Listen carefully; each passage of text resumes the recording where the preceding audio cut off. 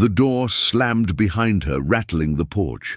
Margaret Turner stood still for a moment, suitcase in one hand, her heart in the other. Claire's voice still echoed in her ears, sharp, final. "You're useless, Mom. I want you gone." She stepped off the porch, into the cold night air. No tears, no anger. Only a quiet whisper to herself. "They have no idea what I've been hiding." Margaret Turner had spent her whole life cleaning other people's homes.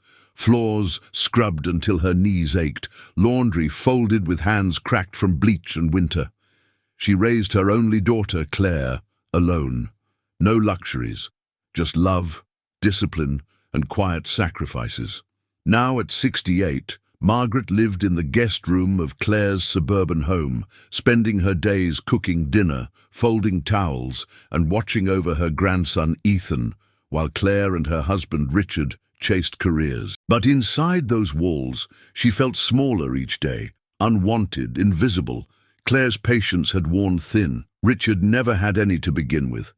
Only Ethan, sweet Ethan, still looked at her like she mattered. But Margaret knew something they didn't. A secret buried for decades, a decision she never thought she'd have to make. This is the story of how one mother was cast aside and gave the lesson of a lifetime. And at that moment, she still had no idea what was coming. Margaret Turner didn't have many photographs of her youth. Just a few faded prints tucked in a shoebox, her in a maid's uniform, holding a baby Claire, always smiling through exhaustion. After her husband died young, she worked 3 jobs to keep the lights on, cleaning offices by day, diners by night. She never dated again, never complained. Everything she did for Claire. But Claire had grown into someone Margaret barely recognized. Ambitious, sharp-tongued, unyielding. She'd married Richard, a corporate attorney with an ever-present scowl and a voice that never rose, but still managed to cut. Margaret moved in after her knees gave out and her rent tripled. "Just until I'm back on my feet," she'd said. That was 2 years ago. Every morning, she made Ethan's lunch, folded his tiny socks, brushed his hair when Claire was running late. He adored her, called her Mimi, asked for her stories before bed. But around Claire, Margaret walked on eggshells. One wrong comment, and her daughter would roll her eyes, sigh like the weight of her mother's existence was unbearable. Richard didn't even speak to her anymore, just looked past her, like she was an antique in the corner of his modern house. One afternoon, Claire came home early. The kitchen smelled of roast chicken. Ethan was at the table, colouring, humming softly. Margaret smiled, apron on, hands flour-dusted. "Dinner's almost ready," she said gently. Claire dropped her purse with a thud. "Mum, did you rearrange the pantry again?" Margaret hesitated. "I just tried to make space for Ethan's snacks. They were too high up." "That's not your job." Claire's voice was sharp. "You can't just take over my house." Margaret looked down. "I was only trying to help." Richard appeared in the doorway, jacket still on.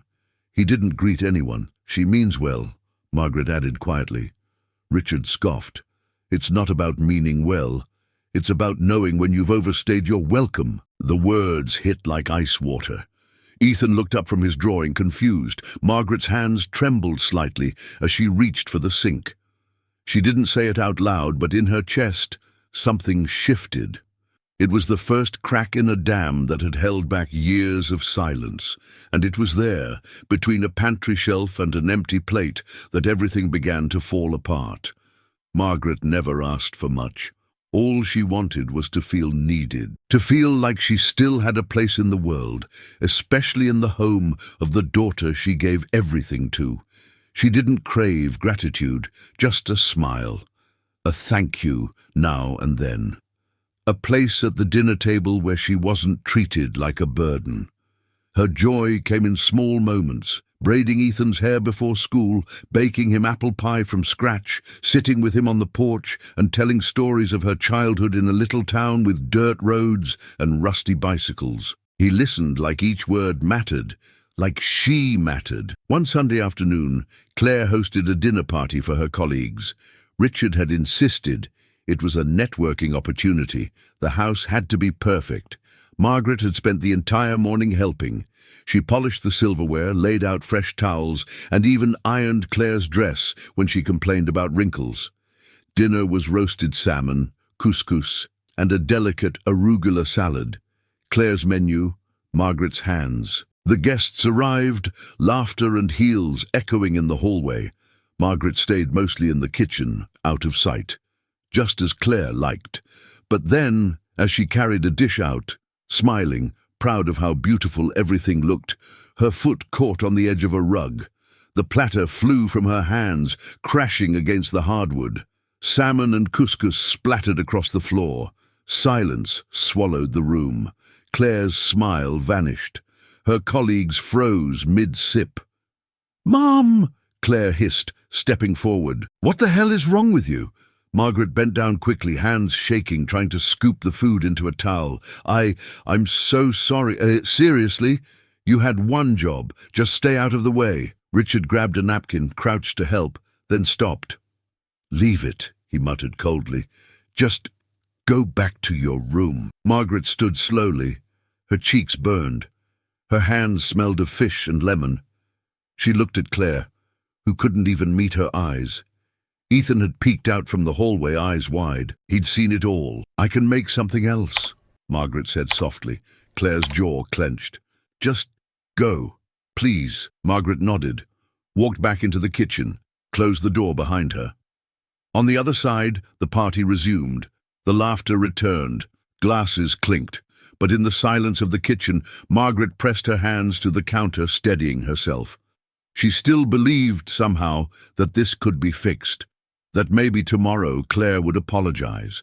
That things would soften. She didn't realize yet. The worst was still coming.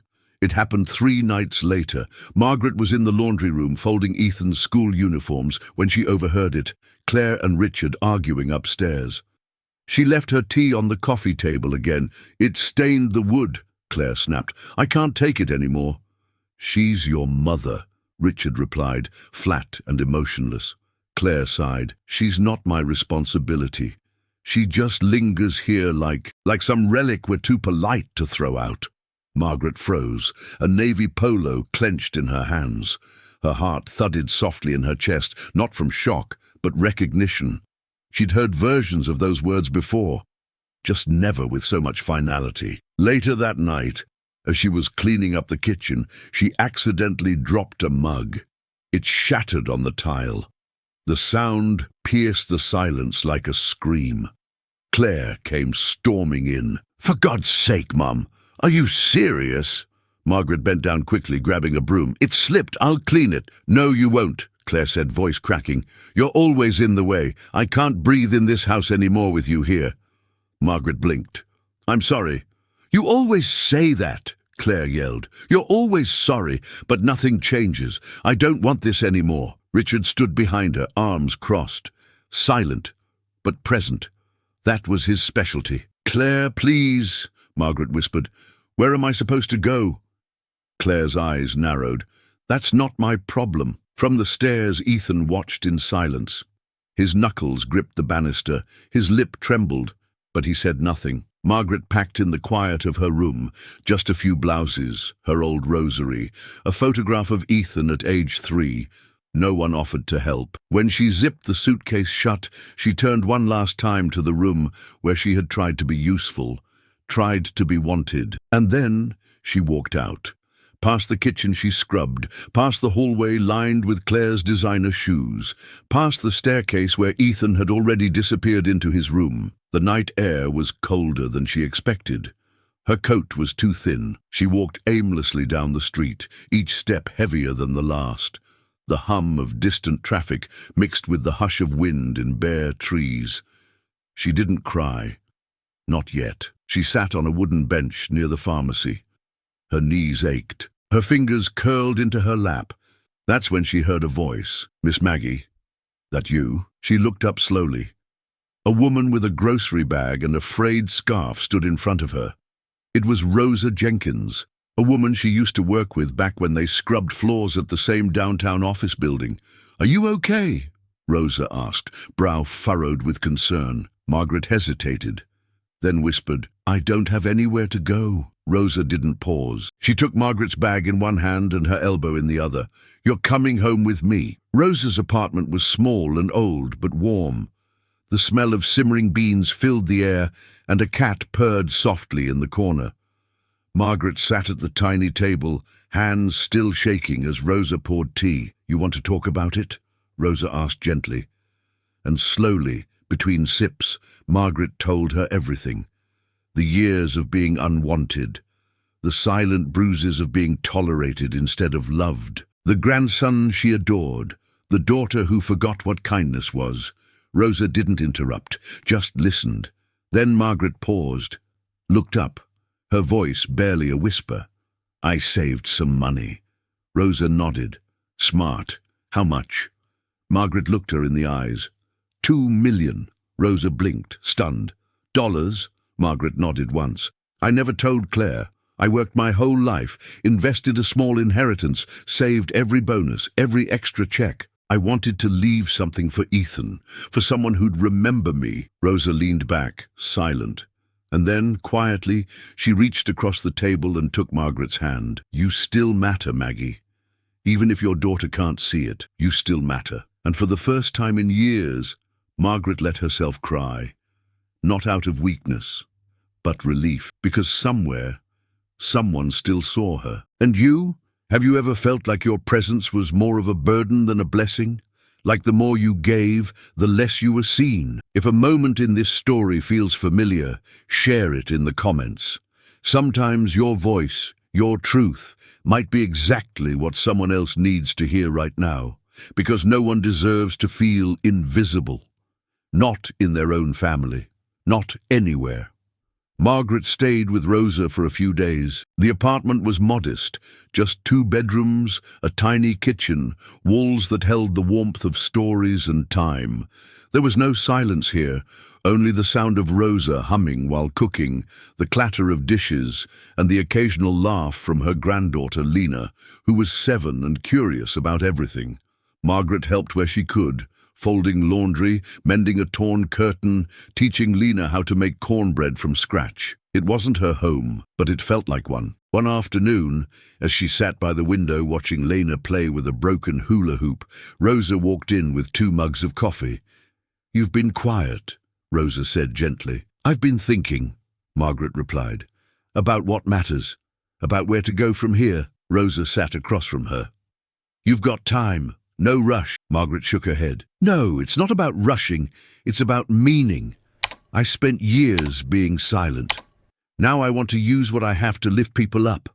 The right people." She reached into her worn handbag and pulled out a small notebook. Creases on every corner, pages filled with calculations, handwritten numbers. "This is everything," she said, placing it on the table. "Every cent, every investment. I watched it grow in secret, hoping one day I could help Ethan, but now I see it can do more." Rosa's eyes softened. "You don't owe anyone anything." "I know," Margaret whispered, "but I owe myself peace. I want this money to do what I never could, give someone a foundation, not just comfort, purpose." She paused, her voice trembling slightly. "I want to help you, Rosa. And Lena, you saw me when I was nothing but a woman on a bench. You didn't ask questions, you just reached for my hand." Rosa's lips parted in surprise. "Maggie, you don't have to—" "I do," Margaret interrupted, her tone firm but kind. "Not because I pity you, but because I respect you." The words lingered between them. Outside the window, the afternoon light warmed the floor, casting soft shadows. Margaret smiled faintly, for the first time in a long while, not out of politeness, but out of something quiet and real. Hope. Margaret began to take action quietly. She met with a financial advisor Rosa knew, just a friend of her brother, someone trustworthy, discreet. They sat in the corner of a coffee shop, and she opened that old notebook like it held sacred scripture. "I want to move the money," she told him. "Divide it. Set aside some for education, some for housing improvements, some to donate anonymously." He looked at her, this woman in a simple coat, worn shoes, eyes tired but clear, and nodded. We can make it happen." Within days, Margaret had wired funds to renovate Rosa's apartment. New plumbing, insulation, a better heater for the winter. She paid Lena's school fees in full for the next 5 years. Anonymously. No fuss. Then came something she hadn't planned. A visit to Willow Creek Senior Center, a non-profit home for the elderly just a few blocks away. She hadn't meant to stop, just wandered in. The staff were kind. The halls smelled of fresh bread and lavender. There was music playing low on a radio. The residents smiled, looked her in the eye. "We believe in dignity," the center director said proudly. "No one's invisible here." Margaret felt her chest tighten. She made a decision before she even left the building. She returned the next morning and asked how she could help. When the director hesitated, she smiled and added softly, "Not as a volunteer, as a supporter." She didn't reveal the amount. She didn't want her name on a plaque.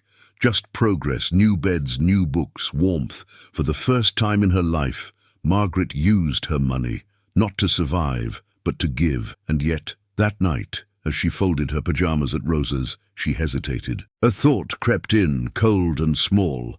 What if Claire finds out? The following week, Margaret lay awake, staring at the ceiling. The bed was warm. Rosa snored gently in the next room. And yet, sleep wouldn't come. She kept thinking of Claire, of Ethan, of the moment she left with her suitcase in hand and no goodbye. Was she doing the right thing? She hadn't stopped loving her daughter. That love ran deep, stubborn, tangled with memory and grief. She remembered Claire's first day of school, the time she nursed her through chickenpox, the nights she worked double shifts so Claire could have birthday parties with homemade cake. Was all that gone? She didn't want revenge. She wanted clarity. But love, especially a mother's love, rarely comes clean.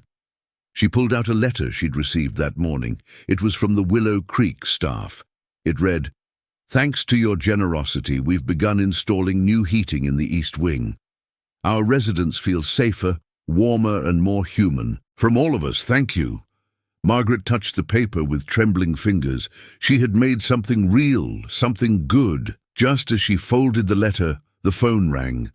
Rosa's voice called from the hallway, confused. "Maggie, it's for you." Margaret picked up the receiver. A pause, then a voice she hadn't heard in over a week. "Hi, Mom, it's Claire." Margaret closed her eyes, her hand tightening around the phone. Claire's voice was tense, rehearsed. I heard something from a friend about a donation, about a lot of money made in your name." Margaret didn't speak. Claire continued, more direct now. "Was it you? Did you have that kind of money this whole time?" The silence between them was deep. Margaret's lips parted, but no sound came yet. Because in that moment she knew this wasn't about the money. It never had been. This was about what was lost, and what would never be the same. The next day, Margaret agreed to meet Claire. They chose a neutral place, Willow Creek Senior Center in the courtyard, under a tree still clinging to the last orange leaves of fall. Margaret sat on a bench, hands folded, back straight. She wore her best sweater, not for Claire, but for herself. Claire arrived late. Sunglasses, coat too thin for the weather, phone clutched like a lifeline. She didn't sit right away. "So," Claire began, voice sharp with tension. "It's true." Margaret nodded once. "Yes," Claire scoffed. $2 million, Mom. $2 million. And you were living in my house like some poor stray, cooking, cleaning, making us feel guilty. Was that your plan? To make us look like monsters?" Margaret's eyes didn't flinch. "I didn't want anything from you." "Don't play innocent," Claire snapped. "You let me believe you were broke. All those times I paid your prescriptions, your bus fare." "I never asked you to," Margaret interrupted softly. Claire stepped back, as if slapped. "I stayed in your house because I thought it meant something," Margaret continued. "Because I thought maybe there was still room for me in your life. I didn't say a word about the money, because I knew what it would do to you." Claire's mouth tightened. "You could have helped us. Richard and I, we've been trying to refinance the house, Ethan's school tuition. Do you know how selfish this looks? Selfish? Margaret blinked slowly. I raised you alone. I worked 20-hour weeks so you could wear shoes that fit. I never took vacations. I missed weddings, birthdays. You think this is selfish? Claire crossed her arms. So where is it now? The money. Margaret smiled faintly. It's where it should be, helping people who see others for who they are, not for what they cost. Claire's voice dropped, suddenly unsure. So, we get nothing? Margaret's gaze turned soft, but firm. You lost something much bigger than money, Claire. You lost my trust. From behind, small footsteps approached, Ethan holding a paper flower he'd made in the activity room. Hi, Mimi. Margaret's face lit up. Hi, sweetheart. He sat beside her on the bench, small hands wrapping around hers. Claire stared, eyes glossy. You're giving it to him, aren't you? Margaret looked at her grandson. He'll have access when he turns 18, with guidance, with values, because he still looks at me and sees love, not a mistake. Claire's mouth opened, but no words came. Margaret continued, her voice steady. I don't need you to apologize. I just need you to remember, money doesn't measure worth. Love does. Kindness does. And you stopped seeing me long before I ever left your house. Ethan rested his head against her shoulder. The autumn wind brushed past them gently. Claire turned slowly, her heels clicking on the stone path as she walked away. No dramatic outburst, no final plea. Just silence. Margaret exhaled. The same bench where she'd once felt discarded now held something different, a child's weight leaning into her, a small paper flower in her lap, a future still waiting to bloom. Weeks passed and the leaves turned brittle and brown. Margaret moved into Willow Creek not as a guest, but as part of its heartbeat. She helped in the kitchen, read books aloud to residents with failing eyesight, taught a few how to sew buttons again. No one there asked her what she used to be. They only saw who she was now. On Saturdays, Ethan came to visit. He always brought something, a drawing, a question, a joke only the two of them understood. They'd sit in the garden, where she'd taught him the names of every flower. He remembered them all. One afternoon, as they watered the roses, Margaret knelt beside him. Sweetheart, she said, do you remember what I told you? About the money? He nodded. I can't use it until I'm older.